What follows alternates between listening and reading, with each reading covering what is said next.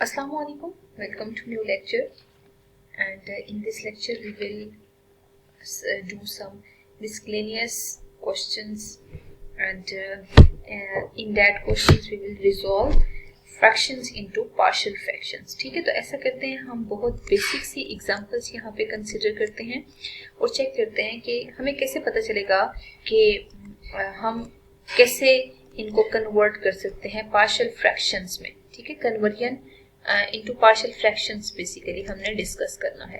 ठीक है, देखिए हम कुछ ना क्वेश्चंस यहाँ पे डायरेक्ट कंसीडर करते जाते हैं.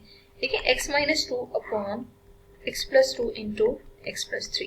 ठीक है, एक ये फॉर एग्जाम्पल हमारे पास सिचुएशन गिवन है. ठीक है, इसको अगर हमें सिंप्लीफाई करना है ना, तो सबसे पहला काम तो हम ये करते हैं कि यहाँ पे इसको लेट कर देते हैं. ठीक है, लेट करके और लेट करने के बाद हम इसको सिंप्लीफाई करेंगे. ठीक है, तो सबसे पहले तो x minus two x plus two और यहाँ x प्लस थ्री लिखते हैं. तो देखिए लेट करने में a by x plus two और b by x plus three form आ जाएगी. अब हमें क्या करना चाहिए, एलसीएम लेना चाहिए. तो जब हम दोनों साइड पे एलसीएम लेते हैं तो कुछ इस तरह की कंडीशन आ रही है कि a into x plus three है और b into x plus to है. ठीक है, अब हमें डिनोमिनेटर्स को कंपेयर करना चाहिए, दोनों सेम आ रहे हैं. अगर ये सेम आ रहे हैं तो इट मीन्स दोनों कैंसिल हो सकते हैं.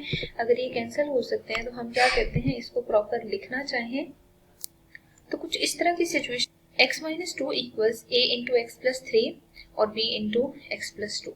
ठीक है, ये इक्वेशन आ रही है. हम जरा इसको वन लेट कर लेते हैं. देखिए दोनों लीनियर फैक्टर्स है ना, तो सबसे पहले हम ऐसे करते हैं, एक्स प्लस थ्री को जीरो पुट कर देते हैं और यहाँ से x की वैल्यू निकाल देते हैं, डेट इज माइनस थ्री. और हमें इस वैल्यू को ना वन में पुट कर देना चाहिए. Put x equals minus three in one. जब आप वन में रिप्लेस करते हैं ना, तो देखिए minus three minus two equals a into minus three plus three plus B into minus three plus two आ रहा है. ठीक है, तो यहाँ पे हमें माइनस फाइव इक्वल्स, ये फुल टर्म जीरो हो जाती है. ठीक है, इस वजह से आपने दूसरी टर्म साथ लिख लेनी है b माइनस वन. तो यहाँ से b की वैल्यू निकालें तो 5 आ रही है. ठीक है, अब हमें क्या करना चाहिए, पुट कर लेना चाहिए, पुट नेक्स्ट जो फैक्टर है ना उसको जीरो. तो x की वैल्यू आपको मिल जाएगी माइनस टू की इक्वल. अगर x माइनस टू है it means minus two equals a into minus two plus three plus b into minus two plus two. ठीक है, तो ये टर्म तो b वाली टर्म फुल जीरो हो जाएगी. ठीक है, तो माइनस फोर इक्वल आ जाएगा a इंटू वन के. इट मीन्स a की वैल्यू मिल रही है माइनस फोर के इक्वल. ठीक है, इसको हाईलाइट कर लेते हैं. नाउ जो आपने एक्सप्रेशन लेट किया था ना, x minus two by x plus to x plus three, इसको जरा हम मजीद चेक करते हैं कि किसके इक्वल है. a by x plus one के इक्वल था और एक्स प्लस टू. ठीक है, और b by x plus three के इक्वल था. ठीक है, तो a की जगह जरा a की वैल्यू पुट कर लेते हैं और b की जगह जरा b की वैल्यू पुट कर लेते हैं. तो ये जो दो आंसर्स आ रहे हैं ना, यही बेसिकली सोल्यूशन है. ठीक है, इसी मेथड से हमने अननोन की वैल्यूज फाइंड आउट कर लेनी थी. तो हमने डायरेक्ट पार्शियल फ्रैक्शन में कन्वर्ट कर लिया. अब ऐसा भी पॉसिबल है कि कुछ इस टाइप का क्वेश्चन हो. ठीक है, हर क्वेश्चन दूसरे से ना डिफरेंट है. अगर यहाँ पे let's see x minus three whole square given हो, पावर तो स्क्वायर गिवन है, बट आप देख सकते हैं कि लेट करने के प्रोसीजर में लीनियर फैक्टर पे ही आपके पास पावर आ रही है.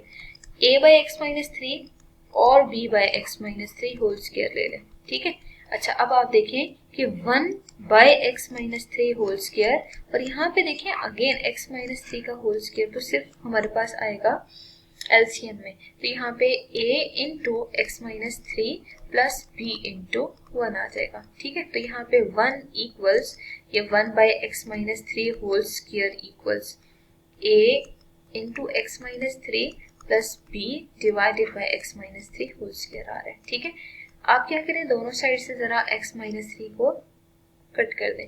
One equals a into x minus a x minus three a plus b लिख लें. ठीक है, इस इक्वेशन को जरा वन मार्क कर दें. अब हम पुट करते हैं x माइनस थ्री को जीरो. तो यहाँ से x की वैल्यू क्या आ रही है, थ्री आ रही है. ये जो x की वैल्यू थ्री है ना, पुट कर दें इसको. Put x equals three in one. One में पुट करने से फायदा क्या होगा कि one equals a into one, x की जगह थ्री पुट करना है. ठीक है, थ्री a प्लस b आ जाएगा. ठीक है, अब देखिए आपको यहाँ से आइडिया है कि जब हमने पुट किया तो ये दोनों टर्म्स कैंसिल हो रही हैं, बी की वैल्यू क्या मिल रही है, 1 मिल रही है, तो बी को तो फाइंड आउट कर लिया। बट सेकंड वैल्यू के लिए ए के लिए हम कोफिशिएंट्स को कंपेयर करेंगे, ठीक है। तो यहाँ पे आप कंपेयरिंग या इक्वेटिंग लिख सकते हैं, comparing coefficients of x square, ठीक है, या एक्स जो भी यहाँ अपीयर हो रहा हो। कोफिशिएंट ऑफ एक्स हमें लेना पड़ेगा, जब एक्स के कोफिशिएंट लेंगे, एक साइड 1 है एक साइड ए है, तो ए तो 1 की इक्वल आ रहा है, ठीक है। इसका मतलब ये है कि अब हम अगर यहाँ पे 1/x-3 को चेक करें वो किसकी इक्वल है, तो 1/x-3 प्लस दूसरी वैल्यू आ रही है b भी 1 है, तो 1/x² प्लस 3 आ रहा है। This is the solution. तो इस मेथड से हम बेसिकली इन वैल्यूज को इजीली ट्रेस आउट कर सकते हैं, ठीक है। तो मतलब जो भी प्रोसीजर हो फॉलो वो करेक्ट है, बस ये है कि पार्शियल फ्रैक्शन आपने इस मेथड से करनी होगी। मजीद एक एग्जांपल कंसीडर करते हैं जिसमें आपने चेक करना है कि आइडेंटिटी इक्वेशन है या नहीं, ठीक है। एक रिलेशन ही समझ लें कि आपसे ये पूछा जा रहा है कि ये जो इक्वेशन है ये आइडेंटिटी है या नहीं, ठीक है। तो आइडेंटिटी इक्वेशन वो इक्वेशन होती है जिसकी लेफ्ट हैंड साइड और राइट हैंड साइड को सॉल्व करें आंसर सेम आए। ऐसा करते हैं, लेफ्ट हैंड साइड जरा कंसीडर कर लेते हैं। हमें होल स्क्वायर फार्मूला ओपन करने की जरूरत है, तो x² + 9 + 6x आ जाएगा, ठीक है। इसको जरा 1 पे शेक मार्क कर दें।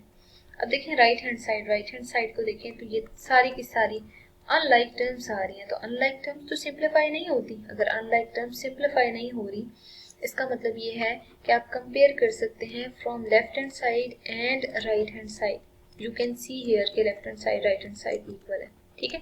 अगर ये दोनों साइड्स इक्वल आ रही हैं तो इसका मतलब ये है कि इट इज आइडेंटिटी इक्वेशन, ठीक है। तो आइडेंटिटी इक्वेशन को ट्रेस आउट करने के लिए आपने हमेशा ये वर्किंग करनी होगी कि आपने चेक करना है लेफ्ट हैंड साइड और राइट हैंड साइड अगर इक्वल आ रही है ना, तो कंफर्म है कि आपके पास ये आइडेंटिटी इक्वेशन ही होगी।